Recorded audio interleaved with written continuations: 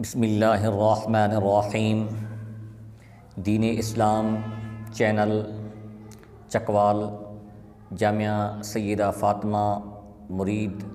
چکوال کے plate form پر آپ کا میزبان ڈاکٹر حافظ محمد اسحاق۔ حاضرین و سامعین، آج کی اس گفتگو میں پاکستان میں ایک بہت ہی سیاسی طور پر اہم ایشو بن چکا ہے کہ سربراہ مملکت کو یا وزیر اعظم، پرائم منسٹر، صدر پاکستان کو جو تحائف ملتے ہیں، گفٹ ملتے ہیں دوسری ریاستوں کی طرف سے یا ریاست کی سطح پر جو تحائف ملتے ہیں، وہ تحفے کیا سربراہ ریاست کی ملکیت میں ہیں یا وہ تحائف ریاست کی علاوہ خود جس کو مل رہے ہیں اس کی ملکیت میں ہیں؟ تو آج کی اس گفتگو میں سربراہ ریاست کو ملنے والے تحائف کی شرعی حیثیت بیان کریں گے۔ سب سے پہلے رسول کریم صلی اللہ علیہ وسلم نے ارشاد فرمایا، تم ایک دوسرے کو تحائف دیا کرو، تحائف دینے سے آپس میں محبت پیدا ہوتی ہے۔ فقہ اسلامی میں تحائف کے لیے ہدیہ کا لفظ بھی استعمال ہوا ہے، ہبہ کا لفظ بھی استعمال ہوا ہے، جس کا معنی ہے کہ ایک شخص کا دوسرے شخص کو بغیر کسی لالچ کے یا بغیر کسی معاوضہ کے کوئی چیز دینے کو ہدیہ یا ہبہ کہا جاتا ہے۔ فقہ اسلامی میں اس کی بہت بڑی بحث ہے۔ یہاں ہم صرف اور صرف ریاست کے جو والیان ہیں ان کو جو تحائف ملتے ہیں اس نقطۂ نظر سے اس گفتگو کو چند منٹوں میں اس کا خلاصہ پیش کریں گے۔ تحائف بنیادی طور پر 3 قسموں پر ہوتے ہیں۔ پہلی قسم میں وہ تحائف ہیں جو رشتہ داروں کی طرف سے اور دوستوں کو دوستوں کی طرف سے یہ تحائف ملتے ہیں، گفٹ ملتے ہیں، یہ پہلی قسم ہے۔ اسی میں وہ تحائف بھی شامل ہیں جس طریقے سے ہمارے سوسائٹی اور معاشرہ میں شادی بیاہ کے موقع پر لوگ ایک دوسرے کو یا بیٹوں کو یا بیٹیوں کو تحائف وغیرہ یا اپنے رشتہ داروں کو دیتے ہیں، وہ بھی اسی قسم میں شامل ہیں۔ تو یہ تحائف جو ہوتے ہیں یہ خصوصی طور پر رشتہ داروں کو دیتے ہیں۔ یہ تحائف دینے میں کوئی ممانعت نہیں ہے،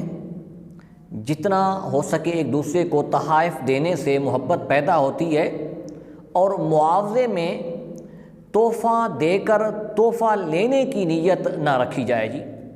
تو ان میں کسی قسم کی کوئی ممانعت نہیں ہے۔ دوسری قسم میں تحفے وہ ہیں جو سرکاری ملازمین کو یا کسی بھی منصب پر بیٹھے شخص کو وہ تحفے ملتے ہیں کسی کام کے کروانے سے پہلے یا کروانے کے بعد۔ تو یہ دونوں جو صورتیں ہیں، کام ہو گیا ہے یا کام کروانا ہے، یہ دونوں تحفے جو ہے وہ رشوت کے زمرہ میں آتے ہیں۔ تیسری جو اہم قسم ہے اور جو آج پاکستان کے معروضی حالات ہیں اس میں ہے کہ سربراہ مملکت کو جو تحائف دیگر ریاستوں کی طرف سے ملتے ہیں، تو ان کے بارے میں کیا ہے؟ سب سے پہلے ایک تو یہ ہے کہ سربراہ ریاست کو جو دوسری ریاست کی طرف سے تحائف ملتے ہیں، یہ تحائف دینے میں، تحائف لینے میں کوئی شرعاً مذائقہ نہیں ہے۔ رسول کریم صلی اللہ علیہ وسلم کی سیرت طیبہ کا جب ہم مطالعہ کرتے ہیں تو آپ سے یہ معلوم ہوتا ہے کہ رسول کریم صلی اللہ علیہ وسلم نے دیگر جو والیان ریاست ہیں یا اس وقت کے جو حکمران تھے ان سے تحائف لیے ہیں، اور رسول کریم صلی اللہ علیہ وسلم نے تحائف بھیجے بھی ہیں، یہ بھی روایات ملتی ہیں۔ غیر مسلم ریاست ہو، مسلمان ریاست ہو، ان میں کوئی تفریق نہیں ہے کیونکہ خود حضرت عمر بن خطاب رضی اللہ تعالیٰ عنہ کو ایک رسول کریم صلی اللہ علیہ وسلم نے تحفہ دیا، حضرت عمر فاروق نے وہی تحفہ آگے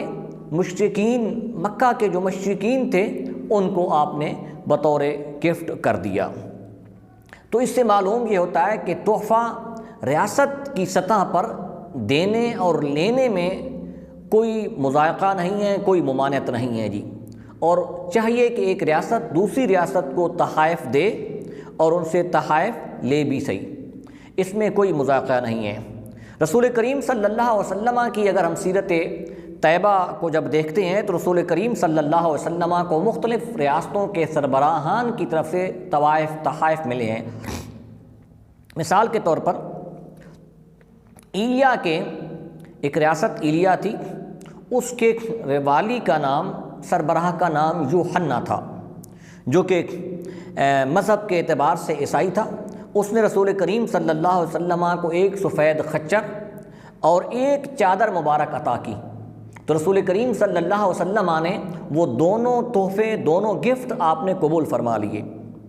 اسی طریقے سے رسول کریم صلی اللہ علیہ وسلم کو اور بھی ریاستوں کی طرف سے تحائف ملے۔ ایک سربراہ مملکت کی جانب سے رسول کریم صلی اللہ علیہ وسلم کو گھوڑا مبارک بھی پیش کیا گیا، رسول کریم صلی اللہ علیہ وسلم نے قبول کر لیا۔ ایک موقع پر رسول کریم صلی اللہ علیہ وسلم نے تحائف مشرکین مکہ کی جانب سے آئے تھے تو آپ نے ان کو واپس کر دیا جی، اور رسول کریم صلی اللہ علیہ وسلم نے فرمایا کہ مجھے مشرکین کے تحائف لینے سے منع کر دیا گیا ہے۔ یہ رسول کریم صلی اللہ علیہ وسلم کا جو فعل تھا جس میں رسول کریم صلی اللہ علیہ وسلم نے تحفہ ریجیکٹ کر دیا، رد کر دیا، اس کی اصل وجہ یہ تھی کہ رسول کریم صلی اللہ علیہ وسلم کے نزدیک جو آپ کے سب سے بدترین دشمن تھے ان سے رسول کریم صلی اللہ علیہ وسلم تحائف کا تبادلہ نہیں کرتے تھے جی، نہ دیتے تھے اور نہ ہی لیتے تھے جی۔ اس کے برعکس اگر ہم دوسری رسول کریم صلی اللہ علیہ وسلم کی ایک حدیث دیکھیں تو آپ نے ارشاد فرمایا کہ اگر مجھے کوئی شخص بکری کا ایک پاؤں، ایک پیر بھی مجھے تحفہ ہدیہ کرے تو میں اس کو بھی قبول کروں گا۔ اور رسول کریم صلی اللہ علیہ وسلم کی ایک حدیث میں یہ بھی ہے کہ جو تحائف ہیں، جو تحفہ تمہیں کوئی چیز کا ملے یا کوئی کھانا کوئی دے، تم اس کے عیب نہ نکالو، نقص نہ نکالو۔ اس سے بھی یہ معلوم ہوتا ہے کہ رسول کریم صلی اللہ علیہ وسلم ہر تحفہ قبول کرتے تھے، لیکن ایک خاص حالات کے ضمن میں رسول کریم صلی اللہ علیہ وسلم نے مشرکین مکہ سے تحائف لینے سے انکار کر دیا۔ اب آئیں جی، جو ہمارا مین اس وقت ایشو ہے اور مین اہم مسئلہ ہے، وہ مسئلہ یہ ہے کہ ریاست کی سطح پر جو تحائف ملتے ہیں ان کی کیا حیثیت ہے جی۔ سب سے پہلے پاکستان کے کچھ جو لیگل قوانین ہیں اس کا بھی جائزہ لیا جائے، چونکہ پاکستان کے لیگل قوانین میں ایک توشہ خانہ ہے۔ توشہ خانہ کو آپ دوسرے انداز میں بیت المال، جس طریقے سے بیت المال کا ایک کنسپٹ ہے اسلام میں، اسی کو آپ توشہ خانہ کا دوسرا نام جو ہے وہ دے سکتے ہیں جی، کیونکہ وہاں جتنے بھی تحائف آتے ہیں وزیر اعظم کو، صدر کو، یا دیگر جو منسٹر ہیں ان کو جو تحائف دیگر ریاستوں کی طرف سے ملتے ہیں، وہ سب سے پہلے لیگلی طور پر، قانونی طور پر وہ جمع کروانے ہوتے ہیں توشہ خانے میں۔ پھر اس کے بعد کابینہ کی منظوری سے اس ان تحفوں کی قیمت جو ہے اس کا تعین کیا جاتا ہے جی، کہ اس کی مارکیٹ ویلیو کیا ہے جی۔ مارکیٹ ویلیو کے حساب سے پھر اس کا 20% پہلے قانون تھا اور بعد میں یہ سابقہ حکومت نے 50% یہ قانون کر دیا تھا، تو 50% پر جو ہے وہ تحفہ لے سکتے ہیں جی۔ تو قانونی اعتبار سے تحفہ جو ہے لینے میں پاکستان میں کوئی شرعاً مضائقہ نہیں ہے، کیونکہ قانون بن گیا ہے۔ اچھا، اب اس میں جو سب سے مین جو خرابی پیش آئی ہے اس وقت، وہ خرابی یہ کہ قیمت کا تعین جو ہے وہ صحیح نہیں ہو سکا، تو گویا کہ ریاست کو نقصان پہنچانے کی جو کوشش کی گئی ہے یا کی جاتی ہے کہ مارکیٹ میں ایک چیز کی ویلیو 100 روپے ہے اور وہاں جو ہے اس کی نیلامی کے وقت جو قیمت کا تعین کیا جاتا ہے وہ 50 روپے ہے، تو اس کو دھوکہ غرر کہا جاتا ہے۔ اور یہ اسلامی نقطہ نظر سے جائز نہیں ہے جی۔ مارکیٹ کی ویلیو کو سامنے رکھتے ہوئے اس کا قیمت کا تعین کرنا بھی ضروری ہے جی۔ اور اگر ہم اسلامی تعلیمات کا مطالعہ کریں تو معلوم ہوتا ہے کہ یہ تحائف جو ملتے ہیں، کسی منصب کو ملتے ہیں، عہدہ کو ملتے ہیں، ریاست کو ملتے ہیں، یہ تحائف جو ہیں وہ فرد واحد کی ملکیت نہیں ہیں جی۔ رسول کریم صلی اللہ علیہ وسلم کو جو بھی تحائف ملے ہیں جی، اگر ان کا مطالعہ کریں تو معلوم ہوتا ہے کہ رسول کریم صلی اللہ علیہ وسلم نے وہ تحائف آگے صحابہ میں بھی تقسیم کیے، اور رسول کریم صلی اللہ علیہ وسلم نے وہ تحائف غزوات کے روح سے، جیسا کہ گھوڑا ملا آپ نے وہ غزوات کے لیے بھی اس کو استعمال کیا جی۔ تو رسول کریم صلی اللہ علیہ وسلم کے تحائف کو ایک ایک تحفہ جو آپ کو ملا تھا، اگر اس کی تہ تک دیکھا جائے تو رسول کریم صلی اللہ علیہ وسلم کو جو تحفہ ملا تھا، آپ نے اس کو کسی نہ کسی ریاست کے امور کے مصرف میں، کسی نہ کسی میں اس کو استعمال کیا ہے۔ رسول کریم صلی اللہ علیہ وسلم کی ایک عادت مبارکہ تھی، یا آپ کا ایک قانون تھا جی، کہ آپ عاملین کا تقرر کرتے تھے جی، اور عامل سے مراد زکوٰۃ اکٹھا کرنے والا شخص ہوتا تھا، اور وہ سال بعد یا ایک مقررہ مدت کے بعد اس کو کسی علاقے میں بھیجا جاتا کہ تمہارے اوپر جتنی زکوٰۃ ہے تم زکوٰۃ جمع کراؤ جی۔ ایک عامل کو، جو اس کا قبیلہ بنو اسد تھا، بنو اسد کے ایک قبیلہ کے ایک فرد کو رسول کریم صلی اللہ علیہ وسلم نے زکوٰۃ اکٹھی کرنے کے لیے بھیجا، عامل بنا کر بھیجا۔ جب وہ واپس آیا، اس نے عرض کی، یا رسول اللہ، یہ سامان تمہارے لیے ہے اور یہ سامان جو ہے وہ میرے لیے ہے جی۔ تو آپ نے پوچھا اس کی کیا وجہ ہے؟ اس نے عرض کی کہ یہ جو سامان ملا ہے، یہ سامان آپ کو یعنی بیت المال کو ملا ہے، اور یہ ان لوگوں نے مجھے گفٹ دیا ہے، تحفہ دیا ہے۔ رسول کریم صلی اللہ علیہ وسلم کا یہ بات سن کر آپ کا رنگ مبارک سرخ ہو گیا، اور آپ کے غصے میں آ گئے جی، اور آپ نے خطبہ ارشاد فرمایا۔ آپ نے کیا فرمایا کہ عجیب ہے کہ ایک شخص آتا ہے اور وہ مجھے کہتا ہے کہ یہ تمہارے لیے اور یہ میرے لیے ہے جی۔ آپ نے فرمایا کیوں ایسا نہیں ہے کہ وہ شخص گھر جا کر بیٹھ جائے اور پھر ہم دیکھیں گے کہ اس کو کیا ملتا ہے جی۔ اور پھر فرمایا کہ قسم ہے والذی نفسی نفس محمد بیدہ، کہ جس کے قبضہ قدرت میں محمد کی جان ہے، اس ذات کی قسم کہ قیامت والے دن تم میں سے کوئی ایسا شخص نہ آئے کہ جس کے کاندھوں کے اوپر کوئی بوجھ ہو جی۔ فرمایا کہ کوئی شخص اس حال میں آ رہا ہوگا کہ اس کے کاندھوں کے اوپر اونٹ بڑھ بڑھا رہا ہوگا جی، اس نے اونٹ کا بوجھ اٹھایا ہوگا جی۔ کسی کے کندھوں کے اوپر آپ نے فرمایا کہ گائے کی آواز آ رہی ہوگی، کسی کے کندھوں کے اوپر آپ نے فرمایا کہ بکری کے منانے کی آواز آ رہی ہوگی۔ رسول کریم صلی اللہ علیہ وسلم کے کہنے کا مقصد یہ تھا کہ اگر تم دنیا میں، اگر تمہیں کوئی ذمہ داری سونپی گئی ہے، زکوٰۃ کے مال میں سے کسی نے بکری لے لی ہے،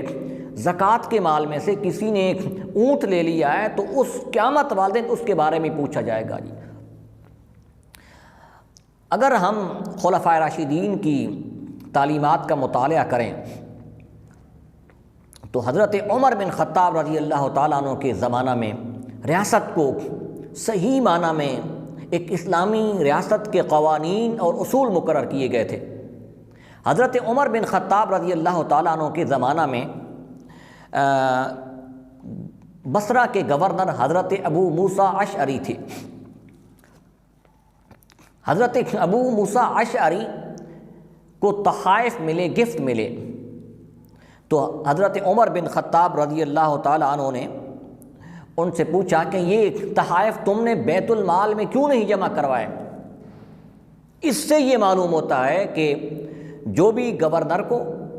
یا وزیر اعظم کو، صدر کو، منسٹر کو، وزیر کو، مشیر کو جو بھی تحفہ ملتا ہے، سب سے پہلا کام کیا ہے کہ اس کو بیت المال میں جمع کروایا جائے جی۔ فرمایا کہ جو تحائف تمہیں ملے ہیں تم نے کیوں نہیں جمع کروائے؟ حضرت ابو موسیٰ اشعری نے عرض کی، اے امیر المومنین، وہ تحفے مجھے ملے ہیں جی، وہ تحفے مجھے ملے ہیں، میری ذات کو ملے ہیں۔ حضرت عمر بن خطاب رضی اللہ تعالیٰ عنہ اس بات پر غصے میں آ گئے جی۔ آپ نے کیا فیصلہ فرمایا؟ آپ نے فرمایا اے ابو موسیٰ میں تم کو بصرہ کی گورنرشپ سے معزول کر رہا ہوں جی، اور تمہارے ذمہ ڈیوٹی لگا رہا ہوں جی کہ تم بیت المال کی بکریاں جا کر چراؤ جی۔ بیت المال کا جو ریوڑ تھا اس کی جو ہے حفاظت، اور اس کو تم نے بکریاں چرانے کی ڈیوٹی لگا دی۔ پہلے تو حضرت ابو موسیٰ اشعری اس پر غصے میں آ گئے جی، اور تھوڑا سا انہوں نے ناراضگی کا اظہار بھی کیا کہ میری یہ شان ہے کہ اب میں بکریاں چراؤں۔ تو حضرت عمر بن خطاب رضی اللہ تعالیٰ عنہ نے کہا کہ اب تمہاری یہی ڈیوٹی ہے، تم اس ڈیوٹی کو سر انجام دو۔ تو وہ صحابہ تھے جی، تو صحابہ اپنے منصب اور سٹیٹس کو نہیں دیکھتے تھے، وہ امیر المومنین کی اطاعت کو دیکھتے تھے۔ تو حضرت ابو موسیٰ اشعری فوراً گورنر سے اتر کر اپنے ہاتھ میں لاٹھی لی اور بکریوں کا جو ریوڑ تھا بیت المال کا اس کی حفاظت پر اور اس کو چرانے میں چرواہا کا کام کرنے لگ گئے جی۔ حضرت عمر بن خطاب رضی اللہ تعالیٰ عنہ 1 سال کے بعد یا کچھ عرصہ کے بعد گزرے، حضرت ابو موسیٰ اشعری بکریاں چرا رہے ہیں اور ایک پہاڑی کی اونٹ میں حضرت ابو موسیٰ اشعری بیٹھے ہیں۔ تو اس وقت حضرت امیر المومنین حضرت عمر بن خطاب رضی اللہ تعالیٰ عنہ نے حضرت ابو موسیٰ اشعری سے پوچھا کہ اب بتاؤ،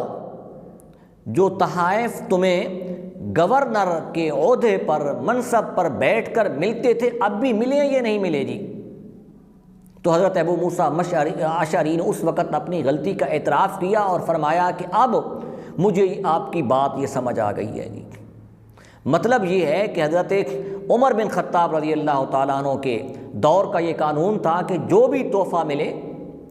وہ عہدے کو ملتا ہے، منصب کو ملتا ہے، ریاست کو ملتا ہے، وہ ریاست کی ملکیت ہے جی۔ پھر آئے جی کہ حضرت عمر بن خطاب رضی اللہ تعالیٰ عنہ کے بیٹے حضرت عبداللہ اور حضرت عبید اللہ یہ بھی بصرہ سے مدینہ طیبہ میں آ رہے تھے جی۔